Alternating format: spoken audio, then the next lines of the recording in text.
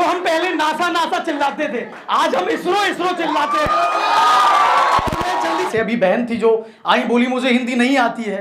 तो बहन जी मैं आपको कहना चाहूंगा, बरसात में अगर हाथ आप ऐसे करके बैठेंगे तो पानी कभी नहीं भरेगा, आपको ऐसे करके बैठना पड़ेगा, तब जाके पानी आएगा। तो हिंदी आपको सीखनी पड़ेगी, तब जाके हिंदी आपको आएगी। आपको पता होगा हमारा जो राष्ट्रीय पक्षी है वो मोर है।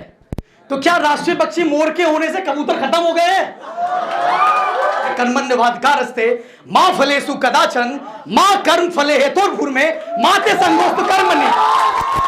तो मेरे हिसाब से जितने भी लोग आए, कोई बोला होनी चाहिए, कोई जो भी है, वो एक भाई थे जो उन्होंने एक संस्कृत में बोला, श्लोक बोला, बहुत अच्छा बोला। और ये कि भाई संस्कार होता है। Thank you thank you thank you thank you thank you.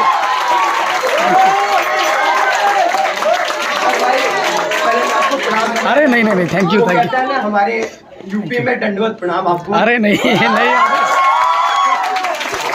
Thank you.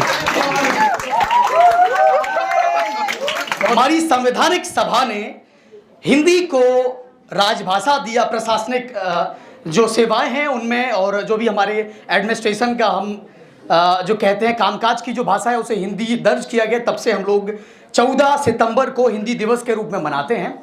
लेकिन बड़ा दुख होता है कि हम आज़ादी के 76 साल तब से हो चुके हैं और अभी भी हमारी हिंदी केवल राजभाषा है, राष्ट्रभाषा नहीं है। मुझे ऐसा लगता है संविधान सभा ने जब हिंदी को राजभाषा बनाया तो उनमें भी बहुत मतभेद हुआ होगा। जैसे अभी बहन थी जो आई, बोली मुझे हिंदी नहीं आती है।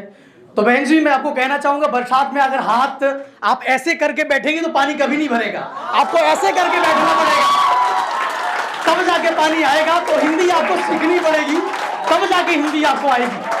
और आचार्य विनोबा भावे जी थे जिन्होंने भूदान आंदोलन पूरे देश में चलाया था। उन्होंने कभी कहा था कि हिंदी को गंगा नहीं, हिंदी को समंदर बनना होगा। और आज वो वक्त आ गया है कि हिंदी को समंदर बनना होगा और हम सबको हिंदी को राष्ट्रभाषा बनाना होगा।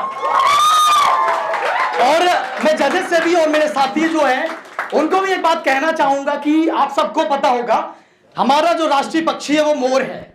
तो क्या राष्ट्रीय पक्षी मोर के होने से कबूतर खत्म हो गए? उसी तरीके से हिंदी जो है, हिंदी राष्ट्रभाषा होने से कोई भाषा खत्म नहीं होगी। जो इलॉजिकल वे में आंसर कर रहे हूं, एक बात और कहूंगा, मैंने जजेस, न्यायाधीश कह सकता था लेकिन मैंने जजेस को जजेस कहा क्योंकि मुझे कोई गुरेज नहीं है कोई और भाषा बोलने को। मैं हमेशा ये कहता हूं और मैं ये मानता हूं कि जरूरी नहीं है कि हिंदी ही बोले, लेकिन हाँ हिंदी भी बोले। तो आपको जरूरी नहीं है कि आप कोई भी भाषा बोल सकते हैं, लेकिन साथ में आपको हिंदी भी बोलनी है। और गीता का एक बहुत खूबसूरत श्लोक है, कर्मण्यवाधिकारस्ते मां फलेषु कदाचन मां कर्म फले हेतुर्भूर्मे माते संगोस्तु कर्मणि। तो हमें कर्म करते जाना है, फल की इच्छा नहीं करनी है, फल मिलेगा। हमें हिंदी बोलती जानी है और हिंदी एक दिन राष्ट्रभाषा बनेगी। एक बात और कहूंगा मैं जल्दी जल्दी में कि अगर हमारी माता जी बहुत ट्रेडिशनल है लेकिन आंटी है जो बहुत मॉडर्न है, तो आप अपनी माता जी को छोड़ के आंटी को मम्मी नहीं कहोगी। उसी वजह से हमारी भाषा हिंदी है। और एक बात और है, जो हम पहले नासा नासा चिल्लाते थे, आज हम इसरो इसरो चिल्लाते हैं। जल्दी जल्दी टाइम आप बताएंगे, टाइम कितना बचा? टाइम 2 बचे हैं। तो मैं एक आंकड़े भी आपको जजेस में गिनवाना चाहूंगा। हिंदी है जो विश्व भर में बोली जाती है। भारत से बाहर 28,000 ऐसे शिक्षण संस्थान हैं जहां पर हिंदी बोली जाती है। 206 ऐसे विश्वविद्यालय हैं जहां पर हिंदी बोली जाती है। और विश्व के सबसे टॉप जो 30 अखबार हैं 10 उनमें से 6 हिंदी के अखबार हैं। हमारे देश में 45,000 जो अखबार हैं उनमें से 20,000 अखबार हिंदी के हैं। तो मुझे ऐसा लगता है ये रीजन काफी है हिंदी को राष्ट्रभाषा बनाने के लिए।